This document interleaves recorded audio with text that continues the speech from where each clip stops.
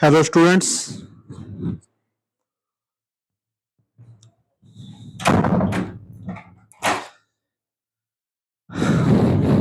Hello students, मैं अमन वर्मा आप सभी का स्वागत करता हूं आपके अपने चैनल पर।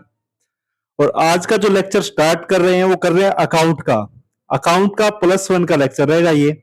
और ये लेक्चर जो है उन सभी स्टूडेंट्स के काम आएगा जिन्होंने भी 10th करके कॉमर्स साइड ली है, +1 के अंदर हुए हैं और उसके अंदर एक सब्जेक्ट आता है अकाउंट्स।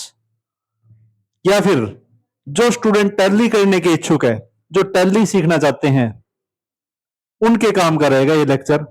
क्योंकि कुछ बेसिक वर्ड है टर्मिनोलॉजी ऑफ अकाउंट्स के कुछ जो बेसिक वर्ड है उसके बारे में आज चर्चा करेंगे हम। उनकी डेफिनेशन देखेंगे, उन वर्ड्स का मतलब क्या होता है, किस वर्ड का क्या यूज होता है, कहां होता है, वो सारा अकाउंट की भाषा में क्या चीजें, जितनी भी प्रोसेस है सारा, वो सारे वर्ड के बारे में हम चर्चा करेंगे। तो स्टार्ट करते हैं आज का लेक्चर। अकाउंट्स, अकाउंट जो है, अकाउंट का मतलब क्या है, खाता होता है। और यूज कहां होगा, ज्यादातर जो टैली के स्टूडेंट है या +1 में जिन्होंने अकाउंट ली है उनके ये काम का लेक्चर रहेगा। सबसे पहला वर्ड आता है संपत्ति। संपत्ति को इंग्लिश में बोलते हैं एसेट्स। एसेट्स क्या होती है, संपत्ति वे मूल्यवान साधन है जिन पर व्यापार का पूर्ण स्वामित्व, व्यवसाय का पूर्ण स्वामित्व अथवा नियंत्रण होता है तथा जिन्हें मुद्रा में मापी जाने वाली लागत पर प्राप्त किया जा सकता है। संपत्तियों को दो भागों में बांटते हैं, एक फिक्स एसेट, एक करंट एसेट। संपत्ति नॉर्मली भाषा में बात करते हैं, जो भी चीज हम घरों के अंदर खरीदते हैं, ये व्यवसाय के अकॉर्डिंग डेफिनेशन दे दी। लेकिन एक नॉर्मल भाषा के अंदर अगर हम बात करें, कोई भी व्यक्ति कोई भी चीज खरीद कर लाता है, अपने घर के अंदर खरीद के लेके आता है, या फिर अपनी दुकान में कोई भी चीज लेके आता है, जो वो बेचने के लिए खरीद के लाया हो या फिर उसका कोई यूज करेगा, वो उससे कोई ना कोई चीज बनाएगा। जैसे कपड़े का व्यापारी कपड़ा खरीद के लेके आया, तो वो कपड़ा क्यों खरीद के लेके आया, क्योंकि वो उसको बेचेगा, वो उसके लिए कपड़ा क्या है, एसेट्स है। लेकिन कपड़े को एक जगह पर रखने के लिए, उसको दुकान के अंदर रखने के लिए उसने फर्नीचर तैयार करवाया, वो भी उसके लिए क्या है, एसेट्स है। या फिर अन्य चीजें जितनी भी दुकान के अंदर उसकी होगी वो सारी की सारी क्या है, एसेट्स होगी। तो संपत्ति क्या होती है, एसेट्स होती है। एक व्यवसायी अपने व्यवसाय के अंदर काफी सारी चीजों को खरीद के रखता है बिजनेस के अंदर, जिनका या तो वो दोबारा से विक्रय कर देगा या फिर उसके दुकान में पड़ी रहेगी, वो सारी चीजें ही क्या है, एसेट्स होती है। दो प्रकार की एसेट बताई गई, एक फिक्स एसेट होती है, एक करंट एसेट्स। फिक्स एसेट क्या है, फिक्स एसेट वो संपत्तियां जिनको व्यवसाय का मालिक, बिजनेस का जो मालिक है, बेचने के लिए नहीं खरीदता, उसको यूज करने के लिए खरीदता है। वे संपत्तियां लंबी अवधि के लिए खरीदी जाती है, जिनका प्रयोग माल उत्पादन व सेवाएं प्रदान करने के लिए होता है, जैसे भूमि, भवन, संयंत्र, मोटर, गाड़ी, फर्नीचर इत्यादि। एग्जाम्पल ये कपड़े वाले लेके चलते हैं। एक कपड़े का व्यापारी ने कपड़े की दुकान खोल ली। अब कपड़ा तो उसने खरीद लिया, लेकिन उसको एक गाड़ी की जरूरत है। गाड़ी की जरूरत किस लिए है, क्योंकि वो अलग अलग शहरों में वो कपड़ा पहुंचाएगा, मतलब माल बेचने के लिए कपड़े को गाड़ी में डाल के लेके जाएगा। तो वो गाड़ी क्या है, फिक्स एसेट है। वो बेचने के लिए नहीं खरीदी उसने, बल्कि अपने सामान को बेचने के लिए, अलग अलग जगह जाने के लिए इसका प्रयोग करेगा। इसी तरह भूमि, भवन, संयंत्र, ये सारी चीजें इसमें आ जाती है। चालू संपत्ति, करंट एसेट्स। करंट एसेट्स कौन सी होती है, ऐसी वस्तुएं जिनको व्यवसायी जो है, बिजनेस का जो मालिक है, बेचने के लिए ही खरीदता है, वो सारी करंट एसेट्स के अंदर आती है। तो व्यवसाय का मालिक जितनी भी चीजों को खरीदता है बेचने के लिए, वो सारी क्या है, करंट एसेट में आ जाएगी। ये संपत्तियां केवल 1 वर्ष के लिए होती है, जिनको आसानी से नगद में परिवर्तित कर सकते हैं, जैसे नगदी, बैंक में जमा, प्राय बिल, अल्पकालीन विनियोग, देनदार। ये एक डेफिनेशन होगी, हम डेफिनेशन पे ज्यादा नहीं जाते, मेन मुद्दे के ऊपर आती है कि फिक्स एसेट कौन सी होती है, ऐसी संपत्तियां जिनको क्या है, व्यवसाय का जो मालिक है वो बेचने के लिए नहीं खरीदता। एक जब समय उनका आ जाएगा, एंड टाइम आ जाएगा, जब वो खराब होने की कगार पे आ जाएगी, तब वो बेचते, वो एक अलग चीज है, लेकिन जल्दी से उसको बेचना नहीं चाहेगा। करंट एसेट चालू संपत्तियां भी होती है जिनको व्यवसाय का मालिक क्या है, बेचने के लिए ही खरीदता है, करंट एसेट होती है। इसके अलावा मूर्त और अमूर्त संपत्तियां, मूर्त संपत्तियां जिनको देख सकते हैं हम, अमूर्त संपत्तियां जिनको हम देख नहीं सकते। उसके बाद आता है पॉइंट दायित्व, लायबिलिटी। लायबिलिटी क्या होती है? लायबिलिटी क्या होती है? एक ऐसा अमाउंट जिसको क्या है, व्यवसाय के मालिक ने उधार ले रखा है, चाहे वो कोई भी चीज उधार ले, कोई संपत्ति खरीदने के लिए उधार ले रखा हो, या फिर कोई स्टॉक, या फिर कोई भी अन्य चीज, जो भी चीज उसने उधारी ले रखी है, वो उस मालिक के लिए क्या है, दायित्व होता है, जिसको उसको पेड करना पड़ेगा। अब कुछ संपत्ति, कुछ जो दायित्व है ऐसे हो सकते हैं जिसका भुगतान उसको 1 साल के अंदर अंदर करना हो, और कुछ दायित्व ऐसे होते हैं जो लंबे समय बाद जिनका भुगतान करना होता है। तो लायबिलिटी को भी हम दो भागों में बांटते हैं, एक फिक्स लायबिलिटी होती है, एक करंट लायबिलिटी। तो दायित्व होता क्या है? व्यवसाय का मालिक जो भी उधार सामान खरीदता है, जो भी उधार सामान क्या खरीदेगा? संपत्ति ही खरीदेगा। व्यवसाय के मालिक ने जितनी भी उधार चीजें खरीदी है, जो उधार अमाउंट है, वो उसके लिए क्या है? लायबिलिटी है। अब लायबिलिटी दो प्रकार की होती है, एक फिक्स लायबिलिटी। फिक्स लायबिलिटी का मतलब है अगर व्यवसाय के मालिक को जो उधार ले रखा है उसका भुगतान 1 साल के बाद करना है, तो वो फिक्स लायबिलिटी होती है उसके लिए। जैसे बैंक से लोन ले रखा है, उसका भुगतान 5 साल, 10 साल, 15 साल की ईएमआई में करेगा वो, तो वो उसके लिए क्या है? फिक्स लायबिलिटी है। और चालू दायित्व क्या होता है? करंट लायबिलिटी, जिसका भुगतान व्यवसाय के मालिक को 1 साल के अंदर अंदर अगर भुगतान करना है, तो वो इसके लिए क्या है? करंट लायबिलिटी होती है। तो दो प्रकार की लायबिलिटी है और दो प्रकार की एसेट्स मैंने आपको बता दी है। उसके बाद आती है पूंजी। पूंजी क्या होती है? कैपिटल क्या है? व्यवसाय के मालिक ने बिजनेस स्टार्ट किया, व्यवसाय का जो मालिक है, बिजनेस का ओनर है, उसने अपना बिजनेस स्टार्ट किया, और जब बिजनेस व्यवसाय का मालिक स्टार्टिंग में जब करता है, तो उसके पास कुछ ना कुछ रुपया जरूर होता है, कुछ ना कुछ उसके पास पैसा होता है जो उसका खुद का है, जो अपने घर से या फिर उसके पास सेविंग अकाउंट में होता है, वो पैसा उठाकर वो बिजनेस में लगा देता है। उसी को हम क्या कहते हैं? कैपिटल। एक फार्मूला है एसेट, लायबिलिटी और कैपिटल के लिए। एसेट्स, लायबिलिटी और कैपिटल के लिए एक फार्मूला आता है। कैपिटल क्या होती है? कैपिटल क्या है? एसेट्स में से अगर लायबिलिटी घटा देंगे, एसेट्स में से अगर लायबिलिटी घटा देंगे, तो वो क्या बच जाएगी? हमारी कैपिटल बच जाएगी। मतलब व्यवसाय के मालिक का खुद का जो पैसा है, वो सारी क्या है? कैपिटल के अंदर आ जाती है। उसके बाद नेक्स्ट वर्ड आ जाता है, तो व्यवसाय के मालिक ने जो धन, माल, संपत्तियां खरीदने के लिए लगा रखा है, उसे पूंजी कहते हैं। पूंजी का फार्मूला क्या है? एसेट्स माइनस में लायबिलिटियां।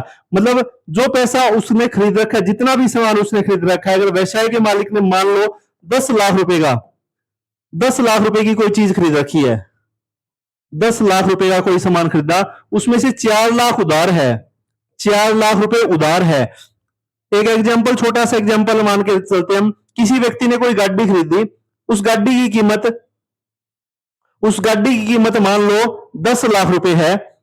10 लाख में से 4 लाख रुपए उसने क्या है? उधारे लिए कहीं से, तो कैपिटल क्या बच जाएगी? 6 लाख रुपए कैपिटल बच जाएगी। कैपिटल क्या है? एसेट्स में से लायबिलिटी घटा देंगे तो ये हमारी कैपिटल निकल के आ जाएगी। उसके बाद नेक्स्ट आता है व्यय, एक्सपेंसेस। एक्सपेंसेस क्या होता है? खर्चा। खर्चा क्या होता है? खर्चे बिजनेस के अंदर रूटीन में कोई ना कोई चीज आती रहती है, कोई ना कोई चीज जाती रहती है, चाय पानी का खर्चा कह सकते हो, या फिर अन्य किसी प्रकार का भी, किसी को सैलरी दे दी, किसी को मजदूरी दे दी, तो जितने भी प्रकार के एक्सपेंसेस है, वो सारे। माल था सेवाओं का उत्पन्न करने के लिए जो लागत आती है, उसे व्यय कहते हैं, जैसे मजदूरी, किराया, वेतन, विज्ञापन, इस तरह के खर्चों को दो भागों में बांटते हैं हम। एक डायरेक्ट एक्सपेंसेस होता है, एक इनडायरेक्ट एक्सपेंसेस होता है। डायरेक्ट एक्सपेंसेस कौन सा है? तो डायरेक्ट एक्सपेंसेस का आप एग्जांपल लिख सकते हो। डायरेक्ट एक्सपेंसेस ऐसा खर्चा जो किसी भी सेवा का उत्पादन करने के लिए डायरेक्ट तौर पर लगा है, वो डायरेक्ट एक्सपेंसेस होता है। तो ऐसे व्यय जो माल उत्पादन करने के पहले के होते हैं, उन्हें प्रत्यक्ष व्यय कहते हैं, जैसे मजदूरी, चुंगी, आवक, भाड़ा इत्यादि। ये सारे डायरेक्ट एक्सपेंसेस होते हैं। मतलब किसी भी वस्तु का उत्पादन करने के लिए, जैसे कोई कपड़े का व्यापारी कपड़ा बनाता है, तो कपड़ा बनाने के लिए उसको क्या क्या चाहिएगा? कपड़ा बनाने के लिए उसको कपास चाहिएगी। कपास कहां से मिलेगी? खेतों से मिलेगी। तो कपास उसके लिए क्या है? गुड्स है, माल है उसका। तो खेतों से जब कपास को लेके आएगा, कहां लेके आएगा? फैक्ट्री में लेके आएगा, और फैक्ट्री से उसके में से क्या है? उसमें से जो एक्स्ट्रा जो चीजें हैं, घास फूस है, बिनोले हैं या अन्य जो भी उसमें मटेरियल मिला हुआ है, उनको साफ करके रुई में तैयार करेगा। उसके बाद उससे धागा बनाएगा। तो जब तक वो कपड़ा नहीं बन जाता तब तक का जितना भी खर्चा है वो सारा डायरेक्ट एक्सपेंसेस में आता है। तो डायरेक्ट एक्सपेंसेस क्या है? माल को लाने में व बनाने में जो खर्चा होता है वो सारा डायरेक्ट एक्सपेंसेस होता है। उसके बाद बात करते हैं अप्रत्यक्ष खर्चे की। अप्रत्यक्ष खर्चा क्या है? माल बनने के बाद, गुड्स क्या है, बनने के बाद बेचने के लिए जो जो खर्चा करना पड़ता है वो सारा इनडायरेक्ट एक्सपेंसेस में आता है। तो ऐसे वे माल उत्पादन करने के बाद की होती है, जैसे कार्यालय का किराया, विज्ञापन, वेतन, नगद छूट इत्यादि, जो बिक्री बढ़ाने के उद्देश्य से किए जाते हैं, इनडायरेक्ट एक्सपेंसेस होते हैं। दोनों को एक और एग्जांपल से ले सकते हैं। डायरेक्ट एक्सपेंसेस जो है वो सारा ट्रेडिंग अकाउंट से रिलेटेड है। अकाउंट के अंदर आगे हम जो जो चीजें करेंगे, मैं थोड़ा सा आपको एक बता देता हूं, आइडिया देता हूं क्या क्या करना है। जैसे इन वर्ड को करेंगे उसके बाद गोल्डन रूल करेंगे। 3 रूल अकाउंट के अंदर यूज होंगे, पर्सनल अकाउंट का, रियल अकाउंट का, नॉमिनल अकाउंट का। अगर सिलेबस की पूरे अकाउंट के सिलेबस की बात करें जो +1 के अंदर आता है, सबसे पहले टर्मिनोलॉजी ऑफ अकाउंट, ये 30-35 वर्ड हमें याद करने हैं। उसके बाद 3 रूल याद करने, टोटल ही 3 रूल है, पर्सनल अकाउंट, रियल अकाउंट और नॉमिनल अकाउंट का रूल याद करेंगे हम। इनको करने के बाद फिर हम जर्नल एंट्री बनाएंगे। जर्नल एंट्री बनाने के बाद लेजर, लेजर के बाद ट्रायल बैलेंस, ट्रायल बैलेंस के बाद हम बनाएंगे ट्रेडिंग काउंट, फिर प्रॉफिट एंड लॉस काउंट और बैलेंस शीट। यहाँ पे हमारा सिलेबस सारा कंप्लीट हो जाता है। तो जो मैंने बताया डायरेक्ट एक्सपेंसेस बताया, ट्रेडिंग काउंट जो मैंने वर्ड बताया, मतलब सबसे पहले वर्ड करेंगे, रूल करेंगे 2, उसके बाद journal entry, ledger, trial balance और ट्रेडिंग काउंट। छठे नंबर पे ट्रेडिंग काउंट आता है। तो ट्रेडिंग काउंट क्या होता है? व्यापारिक खाता। व्यापारिक खाते की जितनी भी डेबिट साइड है वो सारी डायरेक्ट एक्सपेंसेस होती है। और उसके बाद जो प्रॉफिट एंड लॉस करेंगे, अप्रत्यक्ष खर्चा, प्रॉफिट एंड लॉस काउंट का डेबिट जो साइड है वो सारा इनडायरेक्ट होता है। आगे करते हैं हम देनदार। डेटर क्या होता है? डेटर जिन्हें उधार माल बेचा गया है। कोई भी व्यवसायी है, उसने अपनी दुकान स्टार्ट कर दी और कोई ग्राहक आया, उससे उधार सामान लेके चला गया, तो वो हमारे लिए क्या होगा? वो हमारे लिए डेटर होगा। क्या होगा? डेटर होगा, देनदार होगा। उससे हमें पैसा लेना है, वो 5 दिन में दे, 10 दिन में दे, महीने में दे, चाहे 2 महीने में, तब तक वो हमारे लिए क्या है? डेटर रहेगा। नेक्स्ट वर्ड आता है क्रेडिटर, लेनदार। इसी तरह व्यवसाय के मालिक ने जैसे ही बिजनेस स्टार्ट किया तो सारा पैसा उसके पास, इतना पैसा नहीं होता कि सारा बिजनेस खुद ही स्टार्ट कर ले घर से। पैसा हो सकता है कुछ पैसा उसने उधारा ले रखा हो, और उधार पैसे के अंदर भी कुछ पैसा ऐसा होता है जो माल खरीदने के लिए वो दुकान में रखता है, माल खरीद के लेके आता है, उधार सामान खरीद के लेके आता है ताकि कस्टमर को बेच के, तो बेच के उधार जो सामान लेके आया है तो वो क्या होगा? हमारे लिए क्रेडिटर होगा। जिससे हमने उधारा सामान खरीदा है वो व्यक्ति हमारे लिए क्या है? क्रेडिटर है। तो जिन व्यक्तियों अथवा फर्मों से उधार खरीदा और अभी तक भुगतान करना बाकी है वो हमारे लिए क्या है? लेनदार होंगे। ये एग्जाम्पल वगैरह सारी चीज लिख रखी है इसके अंदर, आप थोड़ा देख भी लेना। बाकी एक बार मेनली वर्ड लिख लो बस, हिंदी में, इंग्लिश में, और थोड़ी बहुत डेफिनेशन अपने अकॉर्डिंग, जैसे मैं जिस भाषा में बता रहा हूं उसके अकॉर्डिंग लिख लो, या फिर आप उसके अकॉर्डिंग भी याद कर सकते हो। उसके बाद आता है वर्ड परचेज। परचेज वर्ड का यूज क्या है? परचेज का मतलब है क्रय। क्रय का मतलब क्या है? खरीदना। किसी भी वस्तु को, कोई भी व्यवसाय का मालिक क्या है? व्यवसाय का मालिक क्या है? जिसने अपने सामान दुकान में क्या है? सामान रख रखा है, और वो जो सामान खरीद के लेके आया जहां से, उसके लिए वो क्या वर्ड यूज करेगा? जब सामान खरीदेगा तो परचेज वर्ड यूज करेगा। व्यवसाय का मालिक जो सामान खरीद के लेके आया उसके लिए क्या वर्ड यूज करेगा? परचेज वर्ड यूज करेगा। तो क्रय शब्द केवल उस माल को खरीदने के लिए प्रयोग किया जाता है जिसका उस व्यवसाय में व्यापार किया जाता है। अब परचेज जो है वो 2 तरह से है, एक तो कैश परचेज कर सकते हैं, एक क्रेडिट परचेज कर सकते हैं। अगर नगद खरीदा है तो ठीक है, कैश वर्ड यूज कर देंगे, अदरवाइज उधार खरीदा है तो हमारे लिए क्रेडिट परचेज है। लेकिन जिस व्यक्ति से हम उधार सामान लेके आए हैं वो व्यक्ति हमारे लिए क्या होगा? क्रेडिटर होगा। ये चीज आपको ध्यान रखनी पड़ेगी, उसका नाम लिख के रखना पड़ेगा। इसी तरह परचेज रिटर्न आता है एक वर्ड। परचेज रिटर्न मतलब क्रय वापसी। खरीदा हुआ सामान अगर हम वापिस कर रहे हैं तो वो क्या है? हमारे लिए क्रय वापसी वर्ड यूज करेंगे हम, उसको परचेज में से माइनस करके दिखाना पड़ेगा। इसी तरह वर्ड आता है एक विक्रय। विक्रय का मतलब क्या है? सेल। जो सामान हमने बेच दिया है कस्टमर को वो हमारे लिए क्या है? विक्रय है, सेल वर्ड यूज करेंगे। अब सेल भी 2 प्रकार की होती है, एक कैश सेल होती है और एक क्रेडिट सेल होती है। अगर वो सामान हमने नगद बेचा है तो कैश सेल बोलेंगे, और अगर उधार बेच दिया तो क्रेडिट सेल बोलेंगे। और क्रेडिट सेल अगर है तो वो व्यक्ति जिसको हमने उधार सामान बेचा है, बताओ हमारे लिए क्या होगा? वो कमेंट करके बता दो जल्दी से, वो हमारे लिए क्या होगा? जिसको हमने उधार सामान बेचा है वो व्यक्ति हमारे लिए क्या होगा? डेटर होगा वो हमारे लिए। उसके बाद आता है विक्रय वापसी, सेल्स रिटर्न। सेल्स रिटर्न क्या है? बिका हुआ सामान कई बार किसी न किसी कारणवश वापिस आ जाता है, गलती से कस्टमर ले गया हो या कोई और रीजन भी हो सकता है, सामान में कोई कमी हो तो वो वापिस दे जाता है, तो उसको क्या बोलते हैं? विक्रय वापसी। इसको सेल्स में से माइनस कर देंगे। उसके बाद सबसे इंपॉर्टेंट वर्ड आता है एक छूट, डिस्काउंट। डिस्काउंट क्या होती है? सबको पता है क्या डिस्काउंट होती है, बताओ क्या होती है डिस्काउंट? डिस्काउंट क्या होती है? कोई भी वस्तु हम खरीदते हैं, अगर किसी दुकानदार ने कह दिया कि ये वस्तु तो 1000 रुपए की है, और हम क्या चाहेंगे कि वो वस्तु हमें 500 रुपए मिल जाए, या 700 मिल जाए, या 800 रुपए मिल जाए, तो जो डिफरेंस आ गया वो डिस्काउंट होता है। अब डिस्काउंट क्या है? दो प्रकार की होती है, एक ट्रेड डिस्काउंट होती है और एक कैश डिस्काउंट होती है। तो जरूरी नहीं कस्टमर ही ये चाहे कि 1000 वाली चीज हमें 700 मिल जाए, या 600 मिल जाए, या 800 मिल जाए। कई बार दुकानदार भी ये चाहता है कि ये वस्तु है किसी न किसी तरीके से दुकान से निकल जाए, बिक जाए।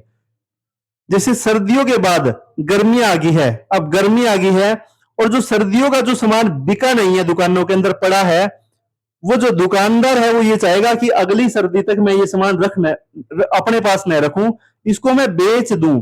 अब क्यों बेच दूं? क्योंकि उसके पास रखने के लिए जगह नहीं होती, वो उस सामान को रखेगा कहां? और रखेगा तो उसके लिए अलग से उसको किराया भी पेड करना पड़ेगा, उसका ज्यादा नुकसान होगा। तो क्या है वो दुकानदार, क्या है दुकानदार ये चाहेगा वो सामान बिक जाए, वो किसी न किसी तरीके से डिस्काउंट निकाल देता है कि इतने % डिस्काउंट में ये सामान मैं बेच रहा हूं। काफी सारी दुकानों में आपने देखा होगा 10% ऑफ, 20% ऑफ, 50% ऑफ, 70% ऑफ लिखा होता है। तो छूट, छूट दो प्रकार की है, एक व्यापारिक छूट है, एक नगद छूट है। व्यापारिक छूट कौन सी होती है? व्यापारिक छूट होती है जो विक्रेता है, जो माल बेचने वाला है, अपनी मर्जी से ही कस्टमर को ये कह दे कि ये सामान है तो इतने रुपए का, कोई सामान है तो 5000 रुपए का, लेकिन मैं आपको 50% डिस्काउंट 2500 में दे दूंगा, या 3000 में दे दूंगा, या 4000 में, जितनी भी डिस्काउंट व्यापारी खुद अपनी मर्जी से क्रेता को देता है, खरीदार को देता है, वो क्या है? ट्रेड डिस्काउंट होता है। तो ट्रेड डिस्काउंट समझ में आ गया होगा आपको। उसके बाद आता है कैश डिस्काउंट, नगद छूट क्या होती है? नगद छूट वो होती है जब क्रेता विक्रेता के पास जाता है सामान खरीदने के लिए, विक्रेता कहता है ये सामान कितने का है? 5000 रुपए का, और लड़ झगड़ के किसी न किसी तरीके से क्रेता जो है, खरीदने वाला है, वो सामान कम रुपए में ले आता है, 4000 में, 3.5 में, 3 में, जितने में भी ले आया, वो क्या है? नगद छूट होती है। अब इसको लिखते समय भी थोड़ा सा हमें ध्यान रखना पड़ेगा। जो ट्रेड डिस्काउंट है, ट्रेड डिस्काउंट है, इसका अमाउंट सीधा डायरेक्ट माइनस कर दिया जाता है।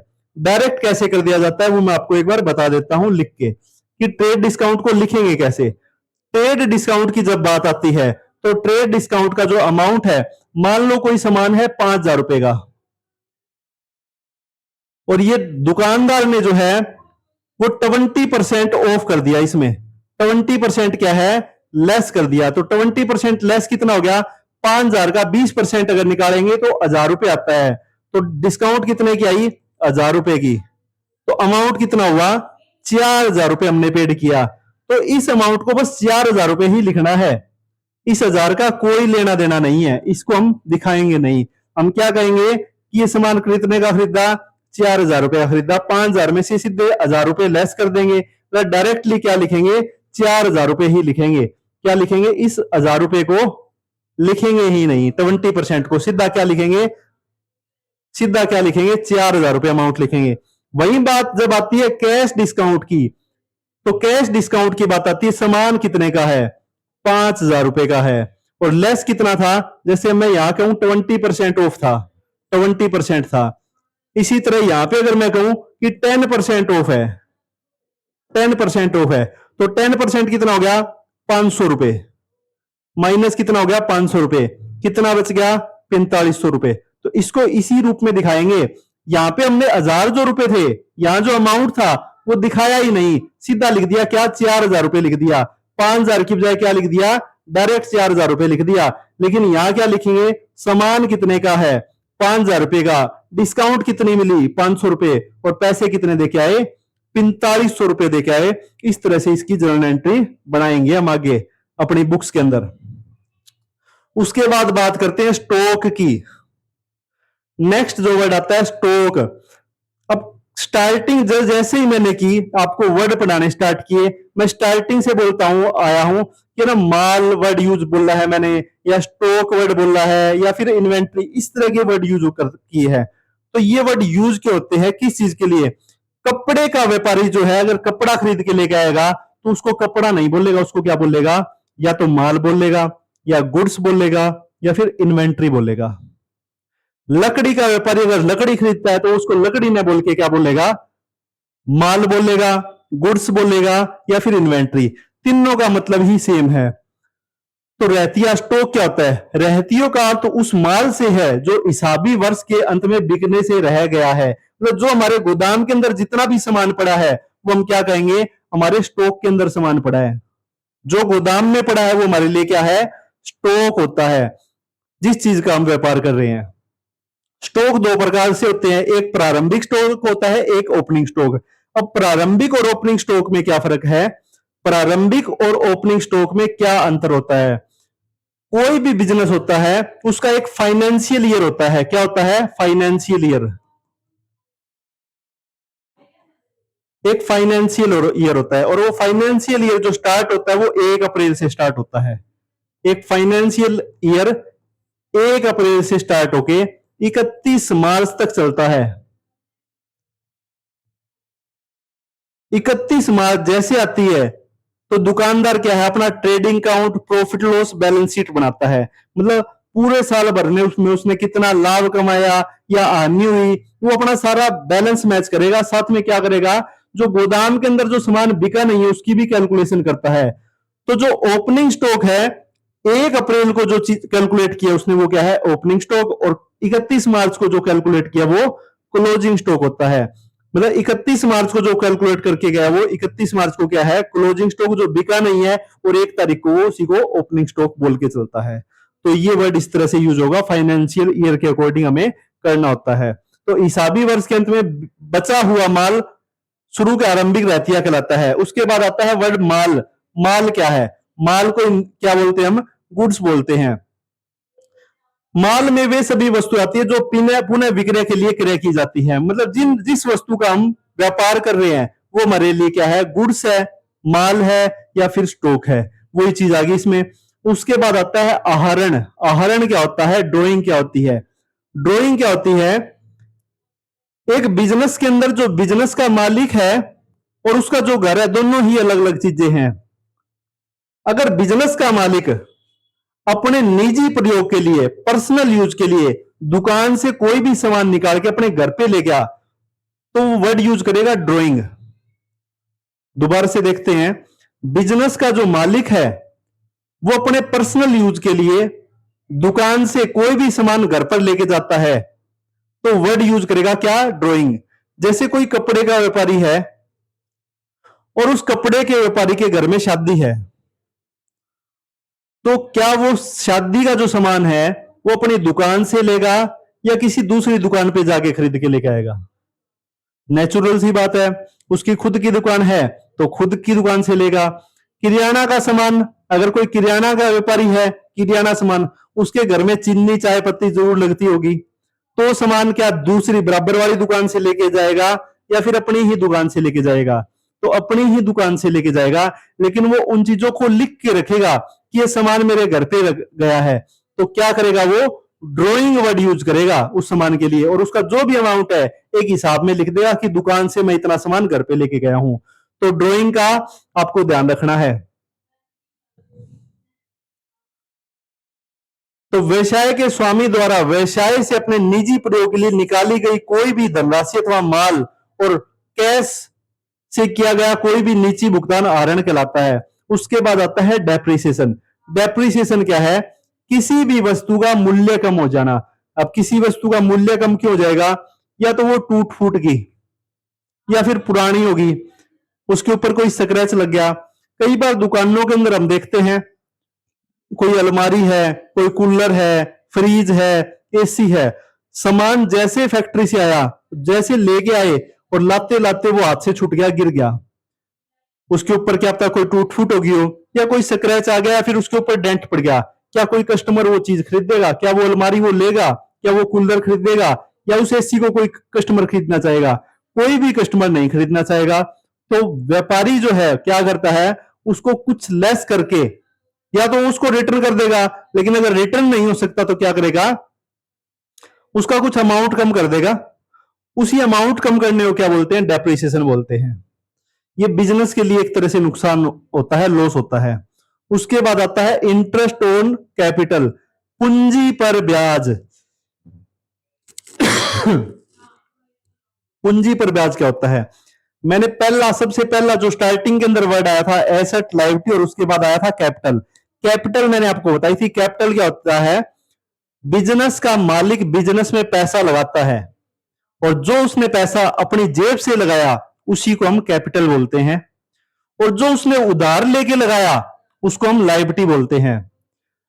अगर बिजनेस का मालिक किसी दूसरे व्यक्ति से उधार लेकर अपना बिजनेस स्टार्ट करता है, तो जो उधार पैसा लिया क्या वो उसको ब्याज देगा? उस व्यक्ति को देना पड़ेगा ब्याज तो हमें। इसी तरह बिजनेस का मालिक जो उसने खुद ने पैसा लगाया, खुद की जेब से लगाया, उसका भी ब्याज तो कम से कम चाहेगा। अब ब्याज क्यों चाहेगा? क्या वो खुद को ही खुद का ब्याज दे देगा? अपने पैसे का ब्याज खुद को किस तरह से देगा? तो ब्याज की बस कैलकुलेशन की जाती है। मतलब ये कैलकुलेट करने के लिए, मान लो कोई भी बिजनेस है, उस बिजनेस में किसी व्यापारी ने 10 लाख रुपए लगाए, अगर वो उस पैसे 10 लाख को बिजनेस में न लगा के अपनी कोई एफडी करा लेता या कहीं और इन्वेस्टमेंट कर लेता, और उसको मान लेते हैं साल के एंड में 1 लाख रुपया ब्याज का मिलता, 10 लाख रुपए का साल के एंड में 1 लाख रुपया ब्याज का मिलता, और यही पैसा उसने ब्याज पर न देके अपने बिजनेस में लगा लिया, और अगर उसकी इनकम साल के एंड में 50,000 रुपए हुई, या 70,000 रुपए हुई, या 90,000 रुपए हुई, या फिर मान के चलो 1 लाख रुपए भी होती है, तो क्या वो बिजनेस का मालिक जो है उस पैसे को अपने बिजनेस में लगाएगा? क्योंकि बिजनेस में तो लॉस भी हो सकता है, लेकिन जहां इन्वेस्टमेंट किया है उसमें वो पैसा डूबने का खर्चा जो डर है वो नहीं रहता। तो इतना पैसा तो कम से कम चाहेगा कि ब्याज भी मिल जाए, और उसके बाद अगर कोई प्रॉफिट बचता है तो उस बिजनेस को कंटिन्यू रखेगा, अदरवाइज उस बिजनेस को क्या है, व्यापारी क्या है, बंद कर देगा। तो इंटरेस्ट ऑन कैपिटल की गणना की जाती है। इसी तरह हम कैलकुलेशन करेंगे ड्राइंग की भी। बिजनेस का मालिक घर पे सामान ले गया, साल के एंड में 1 लाख रुपए का सामान ले गया, तो इसका ब्याज भी उसको बिजनेस में कैलकुलेट करके देना पड़ेगा कि ये सामान अगर वह उधारा खरीद घर वाले अगर खरीदते तो उसका ब्याज कितना बनता। तो ड्राइंग के इंटरेस्ट की भी कैलकुलेशन होगी, और जो व्यवसाय के मालिक ने पैसा लगाया उसकी भी इंटरेस्ट की कैलकुलेशन करनी पड़ेगी हमें। तो इंटरेस्ट ऑन ड्राइंग का भी आ गया, और इंटरेस्ट ऑन कैपिटल। यदि फर्म पूंजी पर ब्याज देती है तो उसे व्यवसाय के स्वामी द्वारा दिए गए आहरण पर ब्याज वसूल भी करना चाहिए। ऐसा ब्याज स्वामी के लिए व्यय अथवा व्यवसाय के लिए लाभ होता है। इसके लिए आहरण खाते को डेबिट था, ब्याज खाते को क्रेडिट। ये डेबिट क्रेडिट की जो चीजें हैं वो हम बाद में कर लेंगे। मेन चीज क्या है, इंटरेस्ट ऑन ड्राइंग जो है वो बिजनेस के लिए लाभ है, और इंटरेस्ट ऑन कैपिटल जो है वो बिजनेस के लिए क्या है, हानि है। उसके बाद आते हैं आउटस्टैंडिंग एक्सपेंसेस, ऐसे खर्चे जिनका भुगतान करना तो था लेकिन किया नहीं है। दोबारा से देखते हैं, आउटस्टैंडिंग एक्सपेंसेस, ऐसे खर्चे जिनका भुगतान कर तो देना चाहिए था लेकिन अभी तक किया नहीं है। ऐसे कौन से खर्चे होते हैं? कोई भी बिजनेस है वो 1 तारीख से स्टार्ट करके हम 31 तारीख तक हिसाब बनाते हैं। 1 तारीख को हम बिजनेस का हिसाब, या कोई भी घर में कॉपी लगाते हिसाब किताब की, 1 तारीख से स्टार्ट करते और 31 मार्च को एक बार हिसाब बना लेते हैं कितने खर्चे हुए। लेकिन कुछ खर्चे हैं जिनका भुगतान हम बाद में करते हैं, जैसे लाइट का बिल, बिजली का बिल, पूरे महीने यूज तो कर लिया लेकिन भुगतान एंड में करेंगे। दूध वाले का बिल हो सकता है। इस तरह के काफी सारे खर्चे हैं। सभी व्यवसाय में प्राय कुछ खर्च ऐसे रह जाते हैं जिनका भुगतान किन्हीं कारणों से लेखा अवधि समाप्त होने के बाद भी किया गया हो। ऐसे व्यय को अदत्त व्यय कहते हैं। जैसे किसी कर्मचारी को 1,000 रुपए मासिक वेतन दिया जाता है और 31 दिसंबर तक उसे केवल 11 माह का 11,000 रुपए वेतन दिया गया, तो दिसंबर माह का 1000 रुपए का वेतन अदत्त वेतन कहलाएगा और इसकी एंट्री क्या है हम अगले महीने में करके दिखाएंगे। इसी तरह पूर्वदत्त एक्सपेंसेस, प्रीपेड एक्सपेंसेस, ऐसे खर्चे जिनका भुगतान तो कर दिया लेकिन अभी तक यूज नहीं किया, प्रीपेड एक्सपेंसेस कहलाते हैं। दोबारा से देखते हैं, प्रीपेड एक्सपेंसेस कौन से खर्चे होते हैं? ऐसे खर्चे जिनका भुगतान तो पहले ही कर दिया, आज तक यूज नहीं किया अभी तक। जैसे एग्जांपल के लिए लेते हैं इंटरनेट का रिचार्ज, 6 महीने का या 1 साल का पहले ही करवा लेते हैं। डिश टीवी रिचार्ज पहले ही करवा लेते हैं। अगर वो कंपनी ने इंटरनेट दिया ही नहीं अगले महीनों के लिए हमें, तो वो क्या है? प्रीपेड एक्सपेंसेस है। इंटरनेट की सर्विस बंद होगी। किसी दुकान का किराया एडवांस दे दिया जाता है। लॉकडाउन के अंदर आपने देखा होगा दुकान के किराए तो जा रहे थे लेकिन दुकानें नहीं खुल रही थी, तो वो क्या है? प्रीपेड एक्सपेंसेस, मतलब एडवांस में भुगतान करना प्रीपेड एक्सपेंसेस है, मतलब जिनको करना ही करना पड़ेगा एक तरह से। आगे आता है वर्ड डूबत ऋण, बैड डेटर। ऐसा पैसा, पहले तो डेटर की बात कर लेते हैं, लास्ट वाले की, बेड को छोड़ देते हैं, पहले डेटर। डेटर क्या होते हैं मैंने आपको समझाया था, 6-7वें नंबर पे पॉइंट आया था डेटर।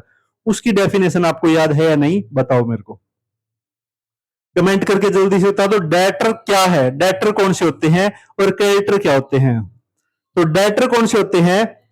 जिनको हमने उधारा सामान दिया था और जिनसे पैसे आने थे, हमने सेल किया था, जिनसे पैसे लेने थे वो हमारे डेटर थे। अगर उन डेटर ने वो पैसे देने से मना कर दिया तो क्या होगा? तो कुछ नहीं होगा। क्या कहेंगे हम? बैड डेटर, डूबत ऋण। उन खर्चों को क्या बोलेंगे? वो बैड डेटर हो जाते हैं। बिजनेस के लिए हमारे लिए क्या है? लॉस है, नुकसान है, बैड डेटर। दोबारा से बता देता हूं, डेटर, डेटर वो जिनको हमने उधारा सामान दिया था, जो पैसा आना तो था लेकिन मना कर दिया डेटर ने देने से कि हम ये पैसा नहीं देते, तो हम क्या वर्ड यूज करेंगे? बैड डेटर यूज करेंगे। डूबत ऋण प्राप्ति खाता, बैड डेटर रिकवर्ड अकाउंट। जो पैसा डूब गया था किसी कारणवश जिससे हमें पैसा लेना था उसने पहले मना कर दिया था लेकिन अब वो देने के लिए तैयार हो गया, तो क्या होगा? बैड डेटर रिकवर्ड अकाउंट बोलेंगे।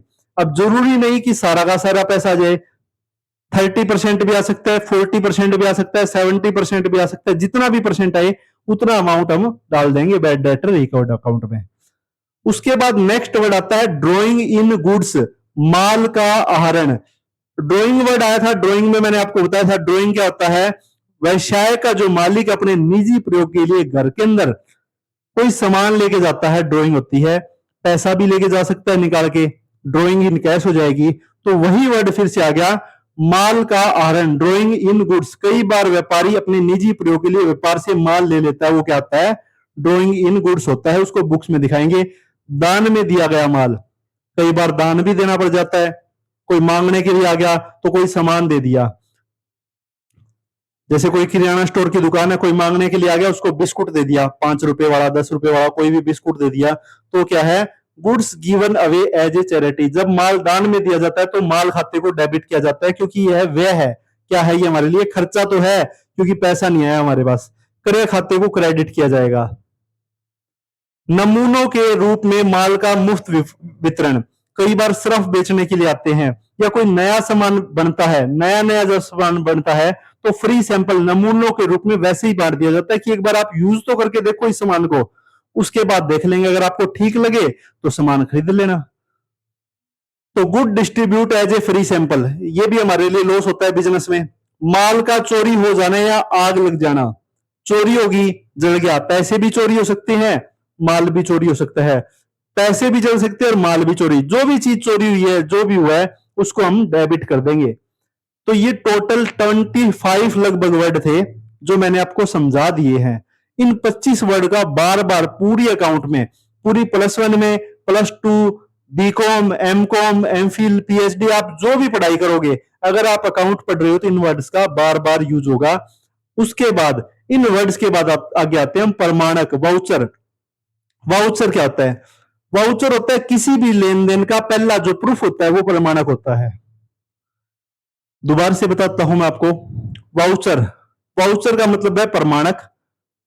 किसी भी लेन देन का सबसे पहला प्रूफ प्रमाणक होता है। एग्जाम्पल, एग्जाम्पल के लिए लेते हैं हम कैश मेमो। कोई भी नगद सामान लेके आते हैं, कोई भी नगद सामान लेके आते हैं, सामान भी लेके आएंगे, साथ में एक बिल बनवा के लेके आएंगे, उस बिल को कैश मेमो बोलते हैं। मोबाइल खरीदने जाते हैं, जब भी मोबाइल खरीदो, नगद पैसा देके आओगे तो एक बिल देगा, उस बिल का नाम क्या होगा? उसके ऊपर लिखा होगा कैश मेमो। इनवॉइस बिल, जब भी उधार सामान खरीद के लेके आएंगे, जब भी उधार सामान खरीद के लेके आएंगे, सामान तो आ गया लेकिन साथ में एक बिल आएगा, उस बिल का नाम क्या होगा? इनवॉइस बिल होगा। क्या नाम होगा? उसके ऊपर क्या लिखा होगा? इनवॉइस बिल लिखा होगा, अगर उधार सामान खरीद के लेके आए तो। जमा पत्र, डेबिट नोट, उधार खरीदे गए माल से जब वापिस करते हैं तो नाम पत्र तैयार करते, यह सूचित करता है कि पूर्तिकर्ता का खाता डेबिट किया गया है। तो डेबिट नोट क्या है? कोई सामान खरीद लिया, जब हम खरीद के ले आए, घर पे ले आए, सामान तो आ गया लेकिन हमें वो वापिस करना पड़ रहा है किसी भी कारणवश। क्या पता उसमें कोई स्क्रैच हो, कोई टूट फूट हो, कोई भी रीजन हो सकता है, या गलती से गलत सामान आ गया, तो एक डेबिट नोट लिख के हमें उस दुकानदार को देना पड़ेगा कि मैं आपका ये सामान इस कारणवश इतनी मात्रा का, इतने रुपए का सामान आपको वापिस कर रहा हूं, कृपया करके मेरा जो बिल बनाया था उसमें से ये अमाउंट लेस कर दिया जाए। इस तरह का एक बिल बनाते हैं, उसको क्या बोलते हैं? डेबिट नोट बोलते हैं।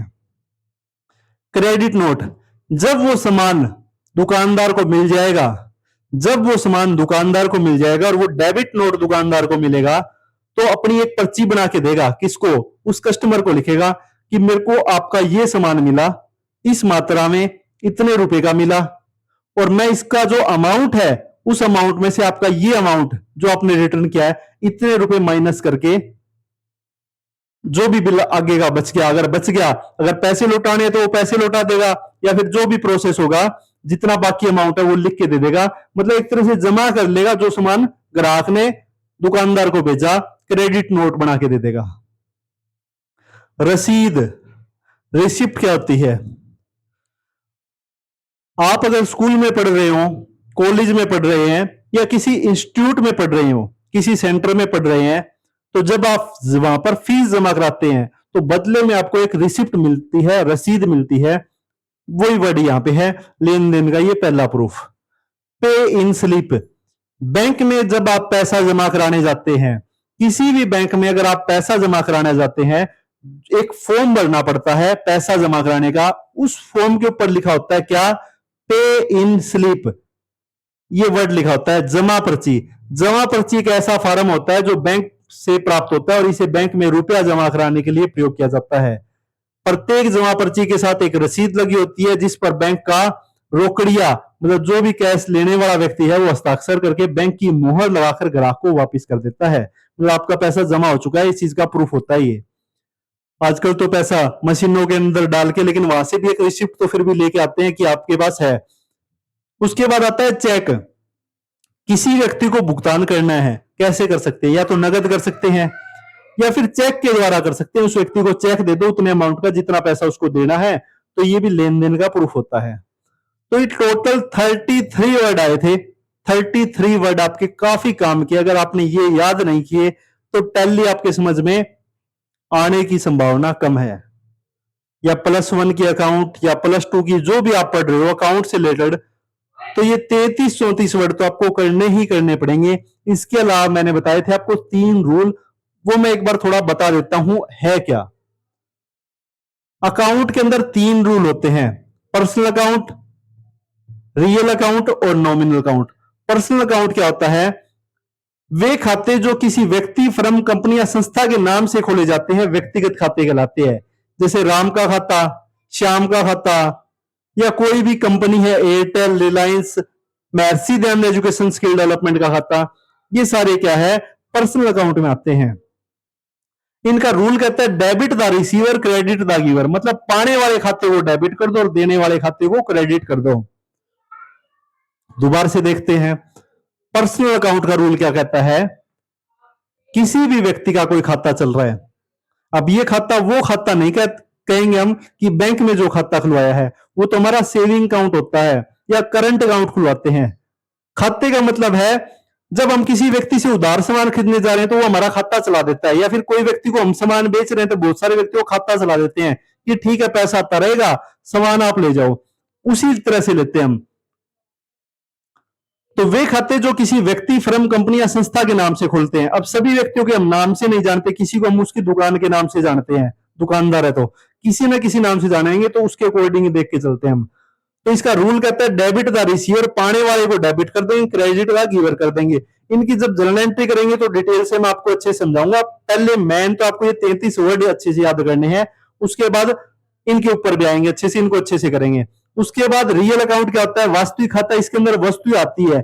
अगर किसी वस्तु का लेन देन हुआ है तो कोई भी दो खाते प्रभावित होते हैं, या कोई भी अगर लेन देन होगा दो खाते प्रभावित होंगे, कुछ ना कुछ आएगा या कुछ ना कुछ जाएगा, और अगर आ नहीं रहा तो कोई ना कोई और चीजें लागू होगी। तो रियल अकाउंट अपने आप में एक संपूर्ण पूर्ण खाता है। डेबिट वर्ड्स कम इन, क्रेडिट वर्ड्स गोज आउट। जो वस्तु आ रही है उसको डेबिट कर दो, जो वस्तु जा रही है उसको क्रेडिट कर दो। रियल अकाउंट का रूल कहता है जो वस्तु आ रही है उसको डेबिट कर दो, जो वस्तु जा रही है उसको क्रेडिट कर दो। जैसे मैं आपको कहता हूं फर्नीचर खरीदा, आया क्या, फर्नीचर आ गया, गया क्या, पैसा गया। मशीन खरीदी, आया क्या, मशीन आई, गया क्या, पैसा गया। तो पैसा भी वस्तु ही है। डेबिट वर्ड्स कम इन, क्रेडिट वर्ड्स गोज आउट। तीसरा आता है नॉमिनल अकाउंट, नाम मात्र खाता। इसका खुद का कोई भौतिक अस्तित्व नहीं होता, रियल में नहीं होता। जैसे सैलरी, पैसा तो होता है लेकिन सैलरी कुछ नहीं होती। मजदूरी, डिस्काउंट, डेप्रिसिएशन, इंटरेस्ट, ये सारी चीजें है लेकिन रियलिटी के अंदर बस इनका नाम नाम है, इनको छू नहीं सकते हम। इंटरेस्ट, इंटरेस्ट पैसे में होता है और पैसा वस्तु है। इसका रूल कहता है all expenses and losses are debit. जितने भी खर्चे और जितनी भी हानि है उनको आप डेबिट कर दो, जितनी भी इनकम है, जितना भी प्रॉफिट है उसको क्रेडिट कर दो। तो all expenses and losses are debit, all income and profit are credit. बाकी जो जब जर्नल एंट्रियां बनाएंगे तो इनको अच्छे से रूल को हम अच्छे से करेंगे, क्योंकि सबसे पहले अगर रियल अकाउंट को समझेंगे, रियल अकाउंट आएगा तो हम पर्सनल अकाउंट को समझेंगे, और जब पर्सनल अकाउंट आ जाएगा तो फिर नॉमिनल अकाउंट को भी अच्छे से समझेंगे। तो ये सारे वर्ड थे, सारे रूल थे जो कि आपको याद करने ही करने पड़ेंगे।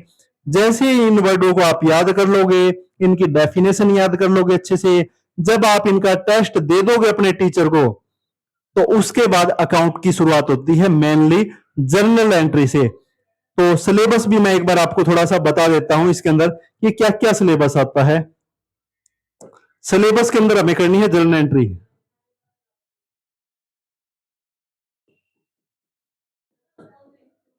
सबसे पहले करनी है हमें जर्नल एंट्री, फिर सेकंड नंबर पे हम करेंगे लेजर, फिर करेंगे ट्रायल बैलेंस,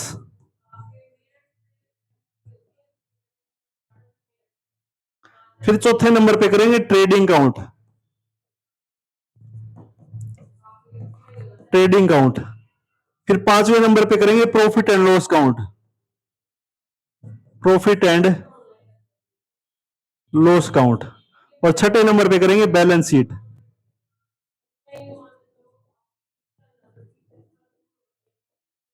ये टोटल 6 है जिनको मैनुअल अकाउंट कहते हैं, या फिर आप कह सकते हो कि ये +1 की कंप्लीट अकाउंट है।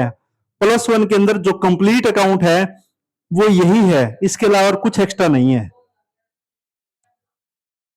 जर्नल एंट्री है, लेजर है, ट्रायल बैलेंस है, ट्रेडिंग काउंट है, प्रॉफिट लॉस है, बैलेंस शीट है। हमारी +1 की अकाउंट कंप्लीट हो जाती है। और ये +1 अकाउंट का जो सिलेबस है वो कंप्लीट डिटेल से अच्छे से हम करेंगे, और उसके बाद फिर चलेंगे हम क्या, टैली की तरफ चलेंगे और टैली को कंप्लीट करेंगे। टैली के अंदर क्या क्या करेंगे हम, टैली के अंदर सारे के सारे सॉफ्टवेयर के बारे में डिटेल में दूंगा आपको। जैसे 4.5 सॉफ्टवेयर होता है एक, 5.4 सॉफ्टवेयर, 6.3 सॉफ्टवेयर, 7.2 सॉफ्टवेयर। वो सॉफ्टवेयर जिनका आज के टाइम में कोई यूज नहीं रह गया है, जिनको कोई यूज नहीं करता, उनके बारे में भी चर्चा करेंगे। और वो सॉफ्टवेयर जिनका आज के समय में यूज होता है ज्यादा, वो कौन कौन से हैं। जैसे ERP9 और प्राइम का सॉफ्टवेयर। वैसे तो और काफी सारे अलग अलग नाम से सॉफ्टवेयर चले हुए हैं मार्केट में, BGB है, और भी काफी सारे मिल जाएंगे। लेकिन मेनली जो यूज होने वाले सॉफ्टवेयर है, प्राइम सबसे ज्यादा यूज होता है और ERP9 भी यूज होता है। इन सॉफ्टवेयर के डिस्कस करेंगे हम, इनको हम अच्छे से प्रैक्टिकल तरीके से करेंगे कि प्राइम सॉफ्टवेयर में जब एंट्रियां बनाएंगे, जर्नल एंट्री बनाएंगे या फिर जो भी बाकी चीजें तो अपने आप ही हो जाती है। मेनली तो सबसे काम जर्नल एंट्री का ही होता है सबसे ज्यादा। तो जर्नल एंट्री कैसे बनेगी, किस तरह से हम बिल कस्टमर को काट के देते हैं, किस तरह से उनके ऊपर GST लगाते हैं, और GST की अगर नहीं लगाना तो अगर कोई टैक्स किसी प्रकार का लग रहा है तो वो देखेंगे, या फिर अन्य किसी प्रकार की भी कोई जर्नल एंट्री होती है तो वो सारी चीजें हम क्या देखेंगे, प्राइम सॉफ्टवेयर के अंदर देखेंगे या फिर ERP9 के अंदर। ये सारा हम प्रैक्टिकल तरीके से करेंगे। लेकिन उससे पहले सबसे पहले जो चीजें आपको करनी है वो सारे के सारे 33-34 वर्ड, जितने भी ये वर्ड आए वो आपको अच्छे से करने हैं। अगर कोई वर्ड समझ में नहीं आया तो आप अपने जो भी टीचर, क्लास टीचर, उससे बातचीत कर सकते हो, डिस्कस कर सकते हो, उनसे समझ सकते हो। रूल में अगर कुछ समझ में नहीं आया, रूल में आपको एक बार बस याद ही करना है, बाकी तो रूल होते होते करते करते जैसे जैसे जर्नल एंट्रियां बनाएंगे हम कंप्लीट कर देंगे। सबसे आसान जो रूल की बात करें तो वो, सबसे आसान रूल की अगर बात करें तो रियल अकाउंट का रूल बिल्कुल इजी है। इसके अंदर कुछ नहीं करना, हमें बस ये देखना है कि आया क्या गया क्या। पर्सनल अकाउंट अपने आप में संपूर्ण खाता नहीं है, इसको थोड़ी सी हेल्प की जरूरत पड़ेगी। रियल अकाउंट की और नॉमिनल अकाउंट को भी जरूरत पड़ेगी रियल अकाउंट के हेल्प की। वो क्यों जरूरत पड़ेगी, कैसे पड़ेगी, वो आने वाले लेक्चर के अंदर हम देखेंगे। लेकिन सबसे पहले जो आपको ये याद करना है वो इन वर्डों को याद करना है। इन वर्ड को अच्छे से जब याद कर लोगे, आप टेस्ट दे दोगे, तो हम आगे फिर जर्नल एंट्रियों की तरफ आगे बढ़ चलेंगे। लेक्चर को करते हैं यही एंड। इसके अलावा जितने भी पढ़ने लिखने वाले स्टूडेंट है जो भी इस लेक्चर को देख रहे हैं, अगर इनमें से आपको ऊपर लिखे हुए कोर्सों में से अगर कोई कोर्स करना चाहते हो, कोर्स के अंदर जैसे मैं बता दूं, कंप्यूटर के अंदर कोई कोर्स करना हो 3 महीने का, 6 महीने का, 1 साल का, HK स्किल का कोर्स करना हो, चाहे नाइलेट का कोर्स करना हो, CCC, BCC, ECC, O level, जो Maharshi Dayanand education skill development है, ये सन 2011 से चल रहा है आजाद नगर के अंदर, और कंटिन्यू ये कोर्स कंप्यूटर के सेंटर के ऊपर ऑफलाइन और ऑनलाइन दोनों माध्यम से हम करवाते आ रहे हैं। इसके अलावा फायर सेफ्टी का कोर्स करना हो आपको, हेल्थ सैनिटरी इंस्पेक्टर का कोर्स करना हो, NTT ECCE का कोर्स करना हो, योगा का करना हो, YCB बोर्ड से रिलेटेड कोई भी कोर्स करना हो, योगा सर्टिफिकेशन बोर्ड से, HKCL के जितने भी कोर्सेज है 3 महीने का, 6 महीने का, 1 साल का, अगर उनमें उन कोर्सेज में एडमिशन लेना हो, होटल मैनेजमेंट का कोर्स करना हो, NSDC national skill development corporation के अगर कोई कोर्स करने हो, जैसे फूड प्रोडक्शन के नाम से, किचन कुक के नाम से, वाटर कैरियर के नाम से, अगर आपको कोर्स करने हो तो सभी कोर्सेज की जो एडमिशन है वो अपने सेंटर पे लिए जा रहे हैं। नीचे लिखे हुए नंबर है, एड्रेस है, सब चीजें आपको दे रखी है। सेंटर मैंने बता दिया है 2011 से चल रहा है। इसी जगह पर, कहां पर, मेन गली आजाद नगर हिसार के अंदर सेंटर चल रहा है। किसी भी कोर्स में आप एडमिशन ले सकते हो और अपना कोई ना कोई सर्टिफिकेट अर्जित कर सकते हो, ले सकते हो, काम में यूज में ले सकते हो, और काफी सारी वैकेंसियों में इन सर्टिफिकेट की डिमांड भी रहती है। चाहे वो NISD का सर्टिफिकेट हो, national institute of skill development, चाहे वो राष्ट्रीय शिक्षण संस्थान का हो, चाहे SNJ फाउंडेशन का हो, ओवरऑल सभी के साथ हमारे टाई अप है। इनमें से किसी भी कोर्स में आप एडमिशन लेके और अपना एनरोल करवा के अपना सर्टिफिकेट ले सकते हो। क्लासेस मैंने बता दी है। इसी तरीके से डिजिटल बोर्ड के माध्यम से, ऑनलाइन ऑफलाइन माध्यम से, दोनों तरीके से हमारी क्लास कंटिन्यू रहती है। उन क्लास को आप लेकर सीख के और अपना पेपर दे के सर्टिफिकेट ले सकते हो। तो वीडियो करते हैं यहीं पे एंड। वीडियो अच्छी लगी हो तो लाइक, शेयर और सब्सक्राइब जरूर करें। Thank you.